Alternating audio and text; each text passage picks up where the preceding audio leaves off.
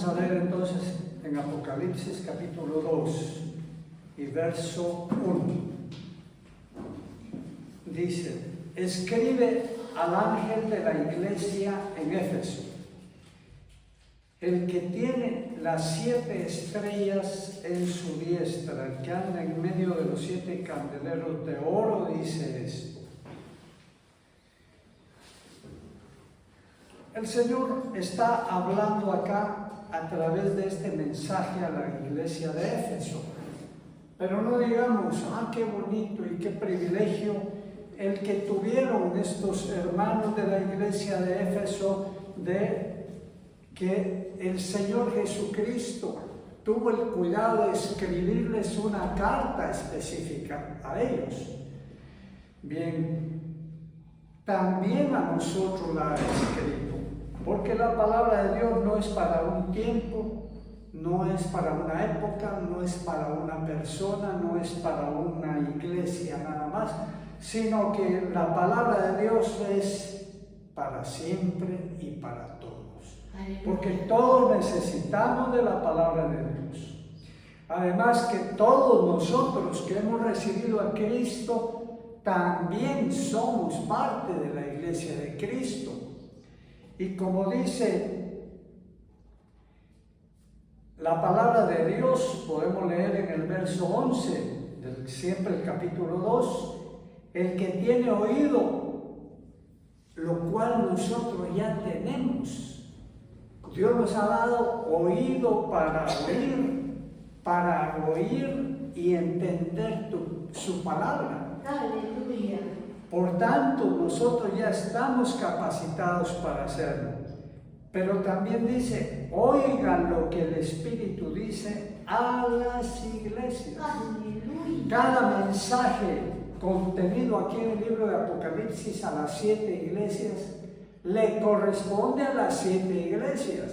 Y cada mensaje escrito aquí a las 7 iglesias le corresponde a cada iglesia a través de los siglos de cristianismo. Y cada palabra escrita aquí le corresponde a cada miembro de la iglesia. Aleluya. Entonces abramos los oídos, porque Dios tiene a través de este mensaje algo que decirnos. ¿Qué dice? ¿Qué le dice a la iglesia de Éfeso? En el verso 2: yo conozco tus obras y tu arduo trabajo y paciencia. El Señor, mire, y este es un ejemplo para nosotros que querramos hablarle a alguien más respecto de la tarea que está haciendo. Siempre veamos lo bueno primero, como el Señor hace acá. Él le dice a esta iglesia primero lo que le gusta, lo que está haciendo bien de aquella iglesia. Esto demuestra con qué corazón es que le está hablando a su iglesia, a los miembros de su iglesia. Dice: yo conozco tus obras. Esta iglesia tenía obras, estaba trabajando para el Señor. Era una iglesia activa, no era una iglesia que estuviera dormida. ¿Y qué me temo? Que la mayoría de las iglesias de ahora estamos dormidos. Unos estamos dormidos en nuestro sopor y otros en los laureles que tal vez consiguieron en otro tiempo trabajando para la obra del Señor. Pero esta iglesia estaba funcionando, estaba atendiendo el llamado que Dios le había hecho y que nos hace a todos: ir y predicar el evangelio a toda criatura. Además que dice: yo conozco tu arduo trabajo. Es decir, esta iglesia no era una iglesia que trabajaba un poquito, que nada más cumplía con el programa de la iglesia, el domingo, el otro día entre semana de servicio y nada más. ya sirviendo como diáconos en medio del pueblo de Dios, ya está arreglado todo, ya está hecho. No, esta iglesia dice que trabajaba arduamente. ¿Qué le parece a usted? ¿Qué piensa usted de aquel que se le dice que está trabajando arduamente? Pues que está dedicado a trabajar en aquello, que está trabajando con todo tesón, con todo ahínco, con toda fuerza, con toda dedicación.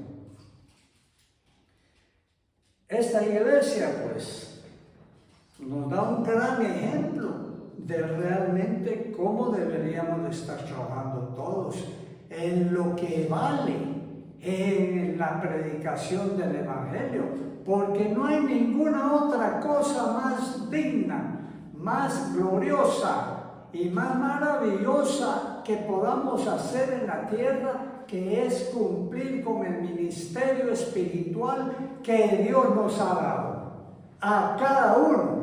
Porque ahora no es cosa de un graduado, no es cosa de alguien que salió del seminario, no es cosa de alguien que reconoce los líderes de la iglesia nada más, o no es cosa de los líderes nada más, sino que es cosa del ministerio generalizado del Espíritu Santo que le ha sido dado a todos. ¿Qué eres tú? ¿Qué haces tú? ¿Cuál es tu profesión? No se te olvide que tu principal profesión es la de ser ministro del Espíritu. Pues. Así como Dios le está hablando a esta iglesia, le está reconociendo esos méritos.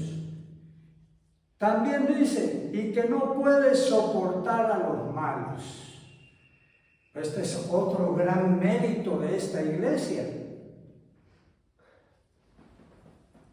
Es un gran mérito de esta iglesia de Éfeso, porque las iglesias en la mayoría de lugares parece otra clase, parece un club de caza, tiro y pesca, parece un club de danza o parece un club de cualquier cosa, menos una iglesia. Todo se tolera, todo se acepta, ahí en el camino se arreglan las cosas.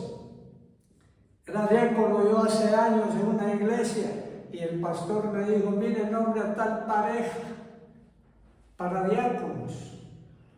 Yo le dije, hermano, eso no está bueno, eso no hay que hacerlo. ¿Y por qué? Me dijo, porque hay grandes indicios y casi seguridad de que ella anda en adulterio. Y no puede ser entonces que la recibamos aquí como diaconisa y diácono. No importa que reciban, que ahí en el camino se va a arreglar. Eso no puede ser, ¿verdad? No podemos tolerar a los que están en camino de rebelión con Dios. Tenemos que hacer uso de la autoridad y de la disciplina que Dios nos autoriza a hacer en medio del pueblo de Dios. Y esta iglesia lo hacía, esta iglesia estaba cumpliendo en esto también. Y no solo lo hacía en medio de la congregación de Éfeso, sino que como también en ese tiempo habían apóstoles, todavía estaban los apóstoles, primero del Cordero, y habían otros apóstoles también, como el caso de Bernabé, de Lucio, de Pablo, que luego se levantó grandemente y gloriosamente. Había muchos apóstoles de Dios, pero también habían falsos apóstoles. Y estos falsos apóstoles querían llegar a sojuzgar las iglesias en las naciones o ciudades en que habían recibido el Evangelio. Entonces llegaban allá y decían, yo soy apóstol. Parece, ¿verdad?, que también ahora se repiten los tiempos. Porque en aquel tiempo también llegaban los falsos apóstoles diciendo, aquí vengo, yo soy el apóstol fulano de tal, y a usted, ¿quién lo conoce? Nadie lo conocía. ¿Y usted qué es lo que predica? pues estos, dice aquí, probaban a los que se dicen ser apóstoles. ¿Usted ha oído de apóstoles aquí en medio de nosotros? ¿Los ha probado? ¿Ha oído usted lo que predican? ¿Ha confrontado eso no con sus conocimientos, sino que con la palabra de Dios para ver si realmente son apóstoles? ¿O se ha tragado el anzuelo? Y más que anzuelo, yo creo que los que hacen eso, que no juzgan, que no prueban a los que se dicen ser apóstoles, se tragan el arpón. Eso es lo que están haciendo. Y les va a hacer muy mal, les va a hacer un gran daño, como les haría un arpón físico. Estos probaban a los que se dicen ser apóstoles. Y dice, y no lo son, y los han hallado mentirosos. Usted podría decir cuántos apóstoles conoce actualmente. No le digo en el mundo, como en aquel tiempo. Aquí, en su nación, ¿cuántos apóstoles? Pues se maravilla uno, porque eso es para maravillarse, que saltan apóstoles como poporopos cuando usted los está haciendo. Bueno, hay que probarlo, ¿verdad? ¿Qué más le dice a esta iglesia de Éfeso? Has sufrido, dice, y has tenido paciencia. Esta es otra cosa que hay que ver cómo los hermanos de Éfeso afrontaban las dificultades, los sufrimientos, los padecimientos, inclusive las persecuciones, inclusive la cárcel, y muchos de ellos también el martirio, y también la expropiación de sus bienes. Todo eso hacían. No solo los judíos lo hicieron en ese tiempo, sino que las naciones gentiles hicieron lo mismo también con sus ciudadanos que se volvieron a Cristo. Pero aquí dice que ellos habían sufrido con paciencia aquellas vicisitudes que les habían venido, no por ellos andar en malos caminos, sino precisamente por obedecer a Cristo. En el mundo tendréis aflicción, dijo el Señor Jesucristo, pero confiad, yo he vencido al mundo y las cosas del mundo. ¿Para qué? Para que ahora nosotros tomemos su victoria y la hagamos nuestra.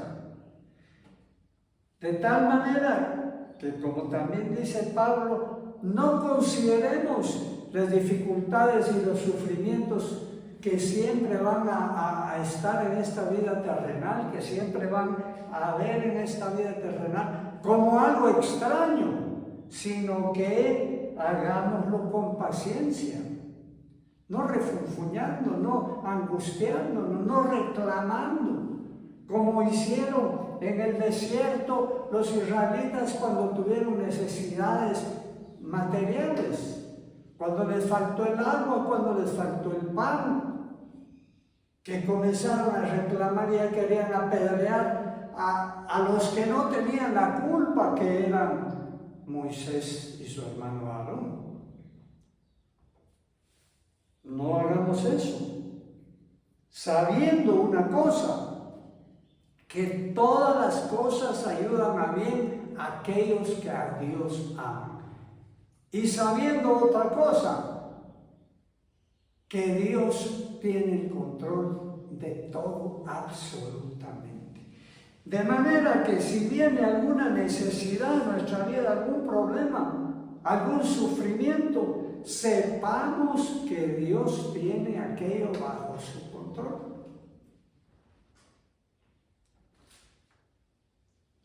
¿Qué más le dice el Señor a esta iglesia? Y has trabajado, le repite, arduamente, por amor de mi nombre y no has desmayado.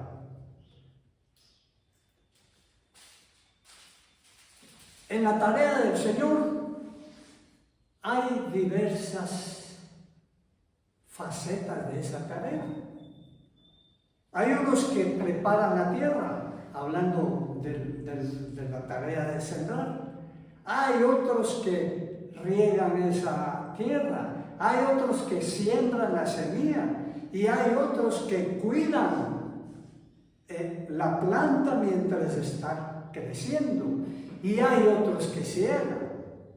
Por tanto, en la tarea del Señor ahora, semejando esa tarea a la tarea del Señor, no hay que desmayar en la obra del Señor. Si tú has emprendido una tarea que Dios te haya puesto en el corazón por hacer, o la que estás haciendo en tu congregación o en tu ministerio, no desmayes, porque Dios no quiere que volvamos un pie atrás en aquella tarea, sino que vayamos siempre adelante, creciendo en la obra del Señor. Esa es la tarea, esa es la forma en que Dios nos ha llamado a hacer. No hay cosecha. Dios no nos ha dicho que Él siempre nos va a poner en la tarea de cosechar. Tal vez nos está poniendo siempre en la tarea de sembrar. ¿No le parece a usted qué tiempo hubiera tenido Noé de volverse atrás del llamamiento de Dios para construir el arca y mientras tanto predicar que la destrucción se aproximaba? Porque fue alrededor de 100 años que él estuvo predicando y haciendo el arca. ¿Y sabe la cosa? Nunca cosechó. Porque nadie se le convirtió. Los únicos que oyeron la voz de Dios fueron los animales. Fueron más sabios y se metieron al arca. Nadie lo acompañó en el arca. Solo aquellos de su familia que me imagino que él casi de las orejas los metió también. De manera que lo que Dios nos ha llamado, lo que nos ha llamado Dios a hacer, hagámoslo y sin desmayar, así como esta iglesia lo hacía. Hasta aquí una iglesia modelo, ¿no le parece a usted? Deberíamos de adoptar el régimen que tenían estos hermanos de Éfeso para nuestra iglesia, para que entonces Dios se agrade de nosotros. ¿Cuántos puntos le pondríamos a esta iglesia, a los miembros de esta iglesia? Pues no se le podrían poner menos de unos 90, ¿verdad? A ojos nuestros. Pero veamos que sigue acá. Dice, pareciera como que ya terminaron las alabanzas de Dios a esta iglesia y comenzara algo más. Dice el verso 4, pero tengo contra ti. Esto sí ya suena, viniendo de Dios sí ya suena alarmante, ¿verdad? Que Dios le diga a uno, pero tengo contra ti tal cosa. Es tan lindo, es tan linda en tu vida espiritual, en tu caminar con Dios, en tu servicio, a mí también está linda, pero tengo contra ti. ¿Qué tiene contra la iglesia de Éfeso que pudiera tener contra nosotros? Que has dejado tu primer amor. ¿Cuál primer amor? Pues, refiriéndonos al Evangelio, no, el primer amor nuestro es el Señor Jesucristo. Es el amor al Señor Jesucristo. Cuando el Señor Jesucristo nos llamó, no sabíamos nada de la obra de Dios, ni siquiera se nos imaginaba, se nos pasaba por la mente que pudiéramos servir a Dios en algún momento y en alguna forma. No. Lo que llenaba nuestra alma, nuestra mente y nuestro corazón era el amor a Dios, de maravillarnos como aquel Hijo de Dios había muerto por nosotros. Nos había manifestado ese amor eterno muriendo en la cruz por nosotros. Y cómo a través de ese glorioso sacrificio nos había rescatado de las llamas del infierno. Aleluya, amén, amén, amén, amén. Y esa gratitud creció y se agigantó en nuestro corazón a Cristo Jesús para estar realmente arrobados con aquel amor. Y no nos importaba nada. En ese tiempo no nos importaban circunstancias de nuestra vida, necesidades o carencias de nuestra vida o dificultades con otras personas. No, queríamos hacer las paces con todos y estar en un idilio de amor con todos, porque queríamos que entendieran que nosotros amamos al amado. Aleluya. Eso era nuestra vida. Ese era el primer amor. Y no debería de ser el primero, sino que el único. Amén. Aquí. El Señor Jesucristo no es el primer amor, debe ser el único. Amén. Y el único de principio a fin, desde nuestra conversión hasta llegar a la tumba y eternamente. Porque no hay otra manera de pagar el gran amor que Cristo nos ha tenido. Santo, santo, santo. Aleluya. Aleluya. Quiere decir que todo lo que esta iglesia de Éfeso hacía, ¿cómo lo hacía? Si ya no tenía ese amor a Dios. Bueno, como muchos de ahora lo hacemos. En la iglesia hacemos un culto muy profesional, muy técnico, hasta con luces y con humos y con saber qué cosas más. El mensaje es muy bonito, que alimenta la mente, pero no llega al alma. Es muy bíblico el mensaje, pero no tiene el amor de Dios, la unción del Espíritu de Dios, para que llegue y sea como espada de dos filos, que parta el alma y los tuétanos y que cambie a aquella persona. No, ya no trabajaban así. Y si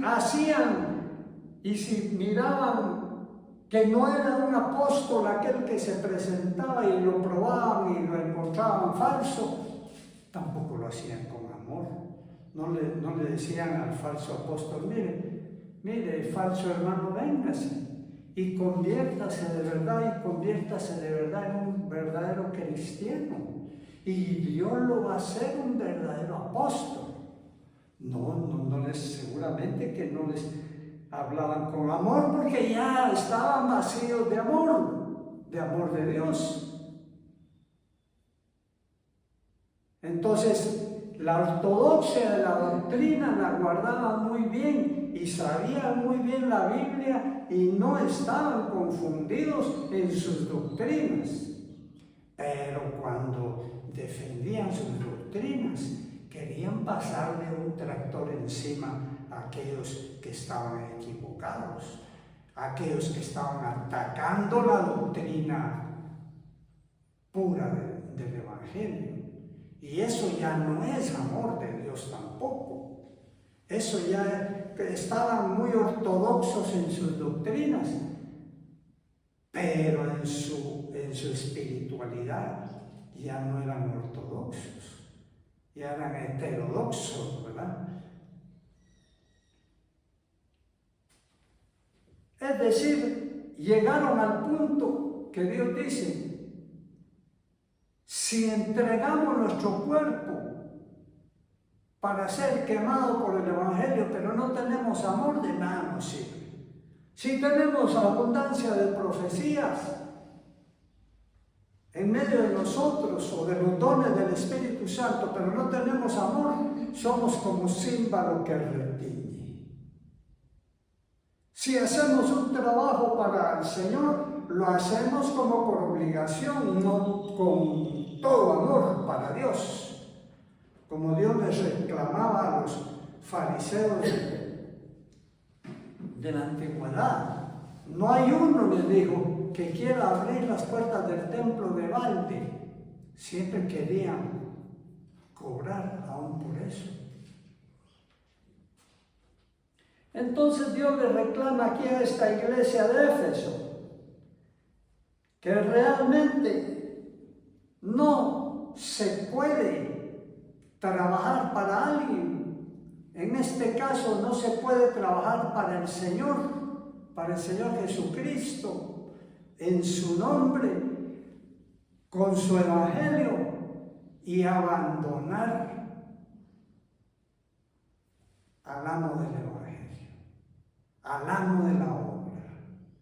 Porque al principio Dios les dijo acá a la iglesia de Éfeso, el que tiene las 7 estrellas en su diestra. Es decir, Él tiene toda la autoridad. Si tiene toda la autoridad en el cielo, porque estas 7 estrellas son los 7 ángeles de las 7 iglesias. Si Él tiene la autoridad allá en el cielo sobre toda potestad, principado y gobernador, sea de las tinieblas o sea de la luz, Él tiene la autoridad sobre todo. Cuanto más sobre Él las cosas terrenales. Y Él anda en medio de los 7 candeleros de oro, que es la iglesia del Señor Jesucristo. ¿Para qué? Para tener la autoridad y para que también a Él se le dé la honra, la gloria, la magnificencia y el poder por los siglos de los siglos en medio de la iglesia. Y que a Él se le ame y se le sirva. En primer lugar, que se le ame, y en segundo lugar, que se le sirva. Porque claramente Dios dijo, sin mí nada podéis hacer. Dígame usted, en otro servicio, en un matrimonio, porque Dios compara a su iglesia con su relación con Él como un matrimonio. En un matrimonio, ¿de qué serviría que el cónyuge, cual sea, sirva al otro, sustente al otro, le dé todo lo material que necesite el cónyuge, pero ya no lo ame como al principio? ¿Estaría satisfecho? ¿Aprobaría el cónyuge que está recibiendo toda la ayuda y todo el apoyo y todo lo material? Que esté trabajando 24 horas más un minuto todos los días para él o para ella, pero que ya no la ame. ¿Sería aceptable eso?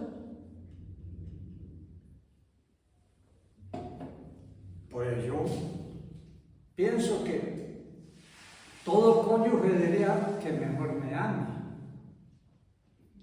y que no me dé tanto, porque ya estoy abrumado con tanto que me da, menos el amor. ¿No le parece a usted? Amén. Pues eso es lo que tenemos sufriendo al Señor Jesucristo muchos. La falta de amor, aunque está abrumado por el trabajo que hacemos.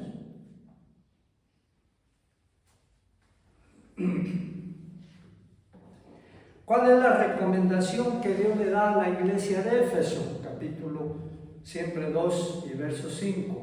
Recuerda, por tanto, de dónde has caído En primer lugar, veamos que es una caída. ¿Qué clase de caídas le gusta a usted? ¿Le parece que hay alguna caída agradable? Pues algún paracaidista podría decir, a mí me encanta tirarme en paracaídas. Bueno, pues ahí tiene uno agradable, no para muchos, para él. Pero esta es una caída espiritual y nunca puede ser agradable.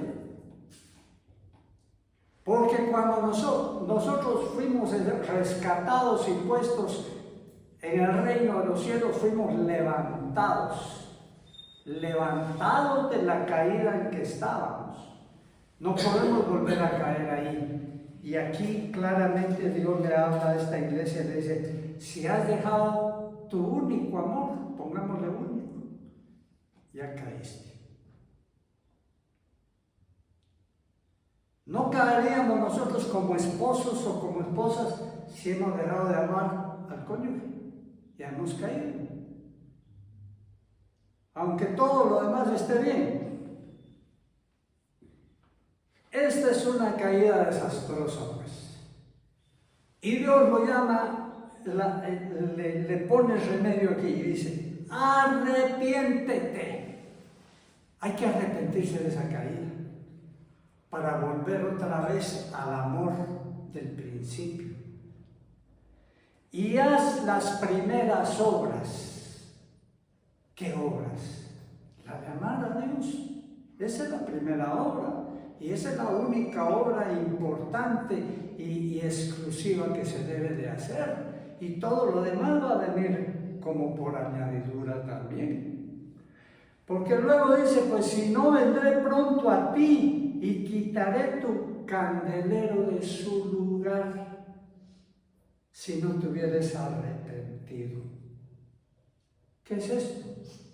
Pues Dios dice que la iglesia es un candelero aquí en Apocalipsis. Y también a cada uno de nosotros nos dice que somos la luz del mundo. Candeleros, pues. Pero ¿para qué sirve un candelero que no alumbra? ¿Para qué sirve un candelero que no alumbra con la luz de Cristo y con el amor de Cristo? De eso es que entonces le advierte aquí que si tiene un ministerio, pero ha dejado su primer amor, el ministerio se le va a quitar también. Pues es inútil. Así como usted tuviera un candelero ahí sin sus mechas y sin el aceite, y ya no alumbra, lo toma y lo pone allá en un rinconcito de la bodega. ¿Para qué más sirve? Amén. El que tiene oído, oiga lo que el Espíritu dice a las iglesias, pues. Amén. Amén, aleluya. Pongámonos de pie. Aleluya.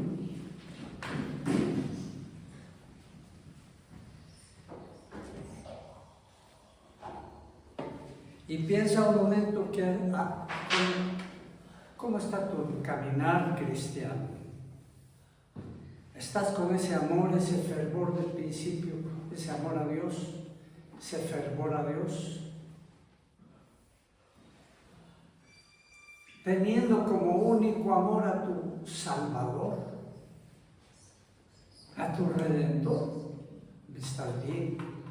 Gloria sea el nombre del Señor que te has mantenido ahí. Pero si no, arrepiéntete y haz las primeras obras. Y vuélvete nuevamente de corazón a aquel que dio su vida por ti, por amor eterno. Dile, Señor Jesús, perdóname. Me equivoqué, me desvié. Los muchos afanes, la mucha tarea, aún en tu evangelio, me he apartado de ti. Rescátame pues de esta caída, porque tú has dicho que 7 veces cae el justo, pero Dios lo levantará. su Señor lo levantara. Levántanos, pues, Señor Jesús. Ten misericordia de nosotros. Ten misericordia de nosotros, Señor. En el nombre de Cristo Jesús te lo pedimos.